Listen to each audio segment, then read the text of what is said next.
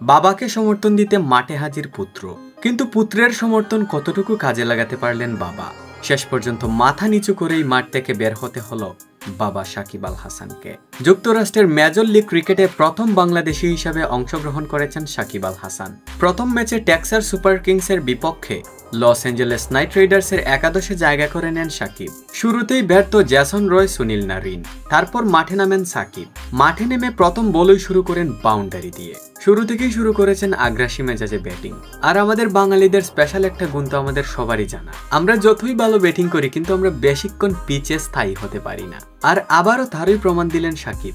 12 বলে 18 রান করার পর জেরাল কোয়েটজির বলে ক্যাচ আউট হন সাকিব। সেই সঙ্গে সঙ্গে ব্যর্থ হয়ে যায় সেই সমস্ত ক্রিকেট পাপীদের ভোরে ঘুম থেকে ওঠা। কেননা ম্যাচটি বাংলাদেশ টাইম 6:30টার সময় অনুষ্ঠিত হয়েছে। সেই হিসাবে বাঙালি সমর্থকরা ঘুম ত্যাগ করে সাকিব ভাইয়ের খেলা দেখার জন্য সকালে উঠেছে। কিন্তু সাকিব ভাইয়ের ব্যাটিংয়ে সাকিব নিজেই খুশি নন, ভক্তরা কিভাবে খুশি হবে? তাই তো ক্যাচ আউটের পর প্যাভিলিয়নে ফেরার সময় সাকিবের মাথা ছিল নিচু।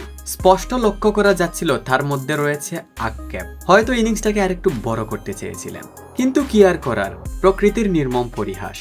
সবশেষ 20 ওভারে 162 রান করতে সক্ষম হয় লস অ্যাঞ্জেলেস নাইট রাইডার্স, যেখানে দলের হয়ে সর্বোচ্চ ইনিংস খেলেছেন উন্মুক্ত ছাদ।